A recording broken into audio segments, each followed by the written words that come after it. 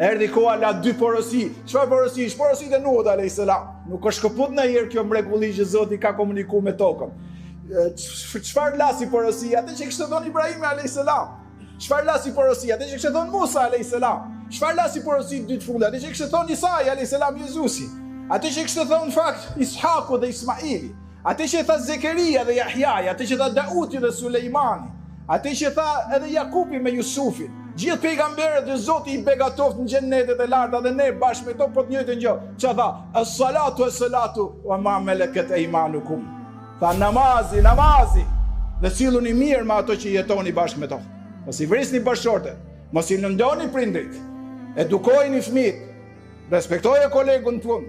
I dashur me studentin në shkollë. I mirë atje ku rrezaton. I moralshëm gjithkund. Ti je në rrugën e Ibrahimit alayhis salam, Musait alayhis salam, Nuhut alayhis salam, Isait alayhis salam, pejgamberit Muhammed alayhis salam. Këto janë dy këshillat e fundit. Pra la ilaha illallah me namaz, se gjëja parë që do pyetet, do thotë robima je fal.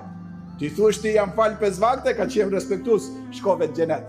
Dhe e dyta, jo vetëm të falesh, po edhe ti jesh i mirë me krijesat e Zotit. Ky është muslimani i vërtet.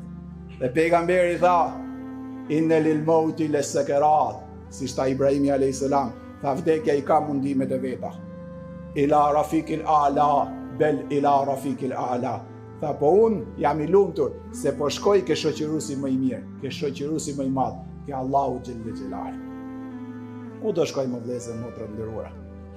Te Allahu jemi këtu, ke Allahu madhnushëm do shkojmë. Pasha Zoti këto gjona i them për veten time.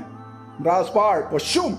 Pastaj mundohem t'ja përsjell vëllezërve edhe motrave të bekuara që janë në xhami, edhe ato që na dëgjojnë më gjerë. Kush beson Zotin e gjithësisë, respekton porositë e tij.